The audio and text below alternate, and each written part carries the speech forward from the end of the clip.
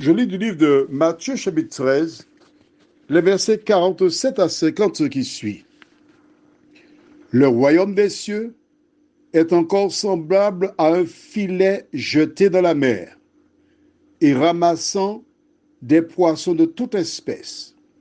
Quand il est rempli, les pêcheurs le tirent et, après s'être assis sur le rivage, ils mettent dans des vases ce qui est bon et ils jettent ce qui est mauvais. Il en sera de même. À la fin du monde, les anges viendront séparer les méchants d'avec les justes, et ils les jetteront dans la fournaise ardente, où il y aura des pleurs et des grincements de dents. Prions. Notre Seigneur, notre Dieu, Jean-Baptiste prêchait et disait, « Repentez-vous, car le royaume des cieux est proche. » Qu'est-ce que le royaume des cieux? Tandis que nous allons lire la parole une fois de plus. Merci de nous conduire dans toute la vérité et que le Saint-Esprit nous éclaire, nous t'en prions, au nom de Jésus et pour ta gloire éternelle. Amen. Quand nous entendons le royaume des cieux, beaucoup pensent à la nouvelle terre où les chrétiens, les rachetés, vivront. Mais dans cette image ou métaphore que Jésus présente, il dit « Le royaume des cieux est encore semblable à un filet jeté dans la mer qui ramasse des poissons. » Qu'est-ce que cela veut dire? Le royaume des cieux, c'est l'évangile, la prédication de l'évangile. Quand l'évangile est prêché, toute espèce de personne accepte l'évangile. Tu vois bien, le filet ramasse toute espèce de poisson. Les poissons sont dans la mer et le filet ramène les poissons de plus en plus vers la rive. Et quand on est arrivé sur la rive, c'est à ce moment qu'on récupère tous les poissons. Il y a certains que l'on prend pour vendre, manger, d'autres qu'on récupère pour faire des lacs. Des lacs, c'est quoi? On les prend, on les coupe en morceaux pour qu'il y ait, on appelle ça du frais. Et on va pêcher avec ces poissons-là. Ceux qu'on ne consomme pas.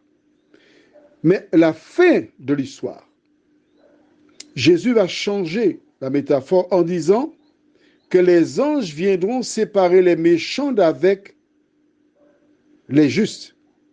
Et ils jetteront dans la fournaise ardente les méchants où il y aura des pleurs et des grincements de dents. Qu'est-ce que cela veut dire concrètement? Que l'évangile est prêché. Toute espèce de personne accepte l'évangile. C'est pourquoi tu verras dans des communautés des personnes qui ont une mauvaise réputation, qui font des choses abominables, etc., dans des communautés. Mais tu ne dois pas être surprise, ni surpris, puisque Jésus te dit, il y a des bons et des méchants. Jésus avait 12 disciples. Et parmi les 12 disciples, il y avait Judas qui l'a vendu, qui ensuite a été se pendre. Pourquoi a-t-il accepté Judas parmi les disciples? C'est pour te montrer, et montrer aux autres, qu'il y aura toujours des Judas dans les églises de Dieu. Mais ce qui fait l'église, ce n'est pas la présence de Judas, mais bien la présence de Jésus de Nazareth. Parce que l'église, le potomitan, c'est Jésus. Certaines personnes qui ne sont pas converties sont dans l'église. Mais il ne faut pas regarder à l'homme, parce qu'aucun homme n'est mort pour toi. Il n'y a que Jésus qui soit mort pour toi. Pierre, qui était un disciple de Jésus, en dehors de Judas, il n'était pas converti. Jésus lui a dit, Pierre, j'ai prié pour toi, afin que ta foi ne défaille point. Et quand tu seras converti, affermis tes frères. Pendant 3 ans et demi, il a marché avec Jésus, il a fait des miracles, il a vu des miracles, il n'était pas converti. Au retour de Jésus, il fera le tri. L'important pour toi, c'est de faire partie des justes. Prions. Seigneur, merci pour le royaume des cieux qui est Jésus, l'Évangile. De nous aider jour après jour à marcher selon ta parole, à nous rappeler que nous avons fait alliance qu'avec une seule personne, Jésus. C'est lui qui nous aime. C'est lui qui est mort pour nous. C'est lui qui a été préparé une place et qui reviendra nous chercher. Fais-nous du bien dans tous les domaines, nous t'en prions. Au nom de Jésus pour ta gloire éternelle. Amen. Je te souhaite une bonne journée.